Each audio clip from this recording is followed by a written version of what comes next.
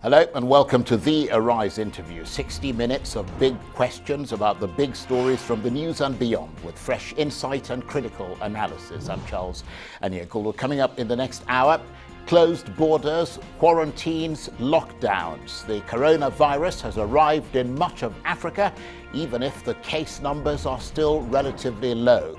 As the Economic Commission for Africa appeals for debt relief, will the resources of the continent be able to meet the challenges of the closing down of economies, the crash in oil and commodity prices, and the intensified strain on medical services? We'll hear from one senior African economist. And later, coronavirus treatment. What are the prospects? And scientists mobilize in the fight against it. Could untried drugs developed for other viruses such as Ebola and malaria help to stop COVID-19? We'll speak to a leading member of the Pharmaceutical Society of Nigeria in a moment.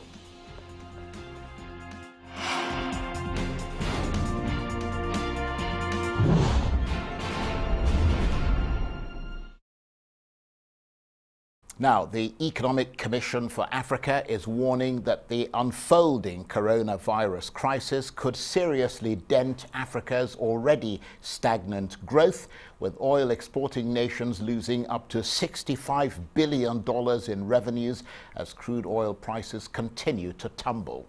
The UN Commission predicts that the coronavirus pandemic will cut 1.4% off Africa's $2.1 trillion GDP due to widespread disruption of business and on the continent and across the world. According to estimates, countries on the continent have so far lost an estimated $29 billion to the coronavirus economic disruption, an amount equal to Uganda's gross domestic product.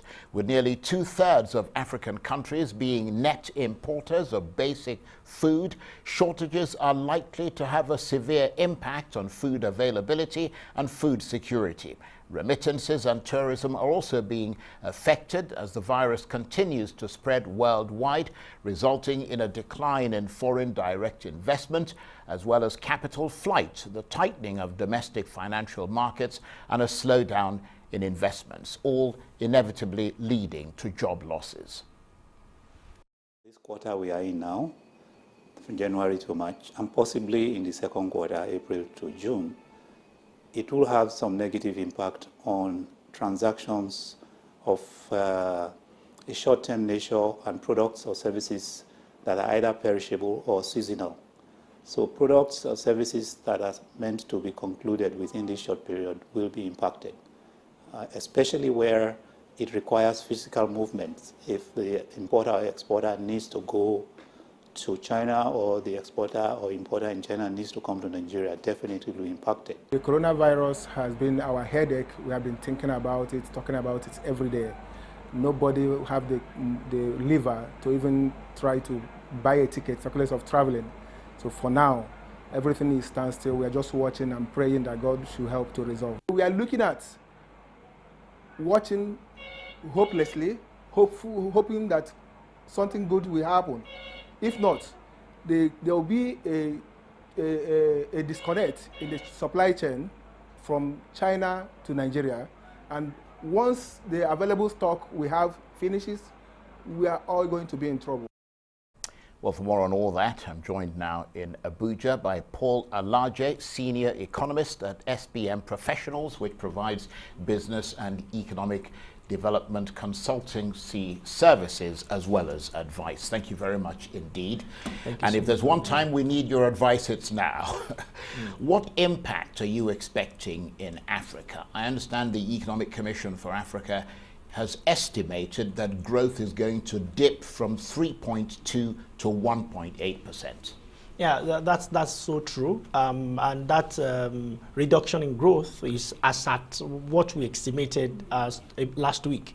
But with the continuous Well, this thing is galloping, isn't it? Not really. Global oil prices, maybe you may say, has been, but you know, Africa, most countries in Africa don't just depend on oil. There are other countries that are commodity-based countries. We call them other commodities, which include Democratic Republic of Congo. The price of copper is going down. The price of cobalt is going down. Diamond is going down, because the real issue here is not supply side, it's demand side. And it is worse. When people decided they are not going to buy a particular commodity again, it becomes so useless. So what Africa may see, a continent that has the largest number of poor people in the world already, Nigeria being the capital of that, high number of unemployment, miserability is so high, the index is crazy around the world. So what we may see in the coming period is more and more of that. Unfortunately, central banks around Africa are also confused as to what package they need to roll out. In fact, the recently concluded Monetary Policy Committee in Nigeria and Ghana, the two committees were not unsure of what policy they should take, because nobody has ever been here before. But for us as organization, the advice we have given African leaders will be to keep their people running, to keep them a job if you need to release, to provide stimulus packages for them so that they can be at home and be safe and be able to consume for now. So we still need to open few market like basic food market. But if you want to estimate what impact will be in monetary terms, it will be too early, because coronavirus, as we speak, has not done its worst in Africa. More and more figures we are still seeing, and we are seeing an increase. The curve is not yet flattened. Many African countries have not done the needful. The right thing to do is to close down all borders, not just that, even movement of people particularly.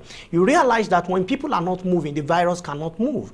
It stays with people. So if you need to take that tough decision of shutting down borders or movement for about 21 to 30 days, we will surely see the curve will get flattened. This is what China did, and China got results. All of this started in China. It has the second largest economy in the world. It is the second consumer of most of African output, talking about crude oil and other commodities. So if China have done that, I see no reason why Africa should not take the same decision. Right. Now, you talked about stimulus packages in Africa. How is that going to work in a continent that doesn't have statistics, where data is not available? You don't know who's employed, who's not employed. Is it going to be people who are on the tax register? And if that's the case, then you're going to, basically ignore a huge percentage of the population. Now, I believe strongly that many countries have national identity in Africa. Of course, using Nigeria as example, not so many people have registered, but there are a number of means of identification, from voter's card to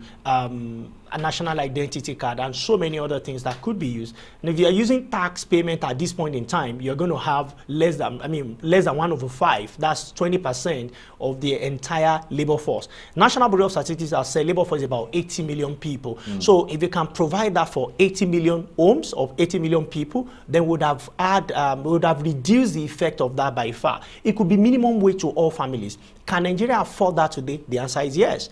What central bank in Nigeria and some other countries in Africa have done is to provide loan facility at a reduced interest rate. What African leaders of central bank have not figured out is accessibility of the fund. It is not that people don't want to get the fund, but banks don't want to be exposed to high risk, so they ask for collateralization, which most of the time small businesses cannot afford to have. And if you continue that way, so we have fund that nobody is able to access. Whilst government will say, well, we made it available for you. But on the other side, people will say it becomes very uneasy for us to access it. So the impact may not be felt. And you see, we have now planned from Kenya to Rwanda to Ghana, Nigeria, South Africa. This is what South Africa have done consistently, hoping that there will be injection effect of monetary policy on the economy. Unfortunately, fiscal authority should be more efficient at this time because of the effect. You tend to get direct impact of fiscal policy compared to monetary policy in Africa, and that's also applied to some countries in the world.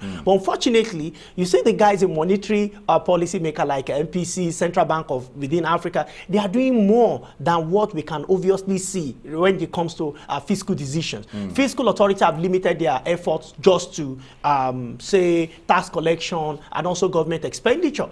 But the real issue here goes beyond taxation, because if you increase taxation, I see Nigeria, for instance, just passed Finance Bill 2020. If you increase tax at this time, when poverty is potentially higher. When inflation is high, growth rate is coming down. If you increase tax, you will get into recession faster than others. And a very interesting point there, because of course we know that every time Africa's growth goes below 3%, we start creating more poor people. So if it goes down to 1.8, which is what the Economic Commission for Africa is predicting, that is likely to have a huge impact on poverty. And of course, achieving the Sustainable Development Goals becomes a lot more challenging, doesn't it? Absolutely, absolutely. There will be a lot of challenge, like I mentioned earlier. The major problem Africa may be faced with COVID-19, it is no number of lives that will be devastated. The major problem for us as an organization is that COVID-19 is an economic vampire that sucks vitality out of countries. Definitely more people will be poor. Definitely more people will be unemployed. Definitely Africa, we have challenges with construction and development and all that. But it also gives governments an excuse to say, well, you know, when they wouldn't have achieved what they set out to achieve in the first place. Perpetually, African leaders have always given excuses. Yeah, so it'll be, well, COVID-19 has messed everything up, so I'm afraid. But I think Africans should also hold their leaders responsible. Africa should ask questions. When you consider what government has spent in the last 10 years across African country, when you sum up all of that together, it's equivalent of what China spent to get to this level of development. Well, I promise you, they'll just blame the previous government. So it's got nothing to do with us. Blame don't develop things. You don't see development with blames. You see development where people work. Well, believe me, I'm on the same page as you. But the question is, are they on the same page as us? That question is left for them to answer. But for us, we'll keep saying the truth to authorities. And we hope that someday we will see change or development in Africa, as many of us are expecting that to happen. Right. So what's been happening beyond the on the face of it in a city like Abuja as far as businesses are concerned? Yeah, well, businesses haven't completely shut down. Yes, but it has slowed down. Yes. And when businesses slow down, gross domestic product of FCT as a place, taking it for a state now, would have reduced significantly. Many private sector government have directed level 1 to 12 to stay at home. Many private sector have also said those who are not in essential service should also stay at home. Right. Why they need to spend, but how will they generate income? GDP responds not to people staying at home or at work. It responds only to economic activity. Okay. When that is not fabulous enough, I'm afraid we might still be going down. Okay, hold that thought. We'll come back and talk some more. You're watching the Arise interview. Plenty more still ahead as we continue our chat about the impact of the coronavirus pandemic on African economies. Stay with us. Welcome back to the Arise interview. I'm Charles Anyukoldu. Now, the UN Economic Commission for Africa is warning that the coronavirus crisis poses a serious threat to the continent's already stagnant growth. Oil exporting nations in particular could lose up to $65 billion in revenues as crude prices continue to tumble. Trade disruptions, debt vulnerabilities, and a limited scope for monetary policy maneuvers are also a major threat to African economies as the coronavirus pandemic takes hold on the continent. The global demand shock and supply chain disruption arising from shutdowns around the world, combined with an oil price war between Russia and Saudi Arabia, threaten to hit frontier and emerging economies in sub-Saharan Africa much harder than their major European and Asian counterparts. This is due primarily to a dependence on imports and single commodities, overstretched debt metrics and limited fiscal capacity, as well as a very weak health infrastructure. Here's one Nigerian businesswoman talking about the effects of the coronavirus on her business. For the past 2 months, we've not been able to ship in anything. A lot of our products are sold out. We need to restock because we have a high demand for it, but we can't do anything because the suppliers are not open, the warehouses are not open, the logistics company are not open. And with me in Abuja, Paul Alaje, Senior Economist at SBM Professionals, a company that provides business and economic development consultancy services and advice. Thank you very much indeed for staying with us. So what then can be done? Because this is a global pandemic which is probably going to get worse. We've seen calls for debt relief for Africa and so on, but the Western countries that might be in a position to grant that ordinarily are having their own sort of massive financial challenges. It's going to be a very difficult task for ECA to achieve debt relief right now. And when I say right now, I mean for Q1, Q2, and Q3. I don't think anybody in the world will be ready for that because Western countries have a lot to deal with. In fact, the major country, the country that has the impact of coronavirus the most remains China. And China is another major creditor to Africa. So for ECA to be looking at that, I'm afraid they may not be looking in the right direction. Now, when we say that, what is the way forward? The main advice I have for many African leaders or African authorities is to consider fiscal adjustment. Fiscal adjustment in the sense of if the commodity prices are not increasing, if they are reducing, it also gives you some level of gains. For instance, Nigeria have subsidized crude oil, petroleum, PMS, for Nigerians at over 1 trillion naira per annum. What are we going to be doing with that money? Because it's not on hand, it's actually expenditure. It used to be money we take out from our budget and spend. Now that the global oil prices is so low that we even have to give 20% discount to buy petrol. So the remaining money, over 1 trillion naira, can we design that for subsidy? Because what we were doing before was to subsidize so that people can, it's relatively easier for Nigerians to live. What do we do with that money right now? Democratic Republic of Congo also had a special arrangement on commodity consumption. But that price is even lower than what they were envisaging. What we may need to do now is to take that money and literally support our people. If Canada, as big as it is, with its influence and exposure and the strength of the economy, realized that was the needful to do, I would strongly recommend that for Africans, for economic activity to continue. First is we need to put everything on hold. It is just the narrow path we need to walk right now. And the earlier we do it, the better for us. But at the same time, the world is trying to come up with a global strategy. The G7 are having meetings Wednesday, the rest of this week. First the finance ministers, then the leaders and so on. Part of what and including the G20, part of what they're trying to work on is a strategy to try and find a way of supporting weaker economies. Because the big problem with this pandemic is that if one person has it, we all have it. Yes. Because it goes across the entire world. So not so much, I take the point you're making. It's an opportunity for Africans to try and make things work better, more efficiently. But at the same time, in terms of what we're asking from the West and what Africa is likely to ask for, is there something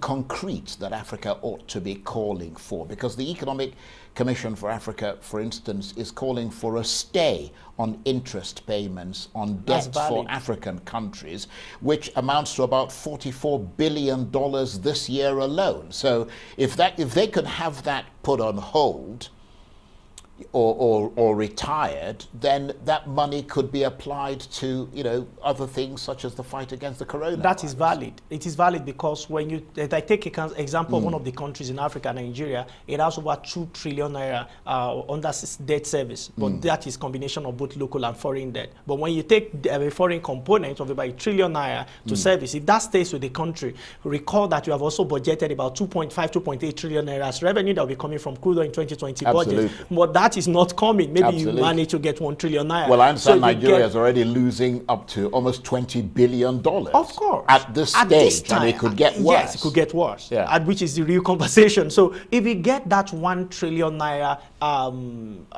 relief, so to speak, on hand money, but of course we have ended because we are not going to pay back. More like giving us moratorium and not charging us interest. You see that Central Bank of Nigeria has announced that even for those who are owing not just federal government debt, also people that are in commercial bank, so that they can repackage. I think it is what is necessary to do. But to ask for outright cancellation of debt, I don't think. Yeah, it may not be cancelled. That's the bigger. The thing about these things is that everyone tries to take more than an inch when this opportunity comes forth. Yes. Besides, this is the UN, by the way. It's the UN Economic Commission for Africa. I know. So they don't have any ulterior motive. I They're agree. simply saying, based on our objective assessment, you need to do this now. But I don't suppose, I mean, I haven't heard yet of any acknowledgement of the need to do this by anyone from the West yet. Although that's part of what they're going to be discussing at this G7 Yeah, chat. I think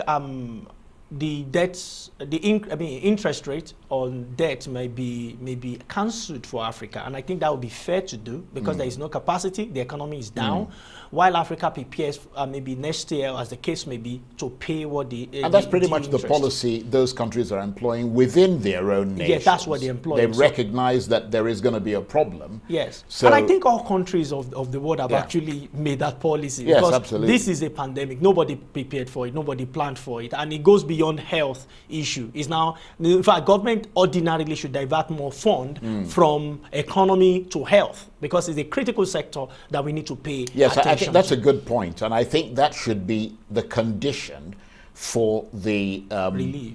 remove for that Removal. stay on interest rate, interest Payments. payments and that sort of thing. That should be the condition, that you put that money not only into the coronavirus epidemic, but on you, health. pandemic, but you put it on health. And of course, to make Africa's problems worse, you were talking about, we were talking earlier about the fact that you have a lot of people who are undocumented, Yes. who essentially just carry on trade.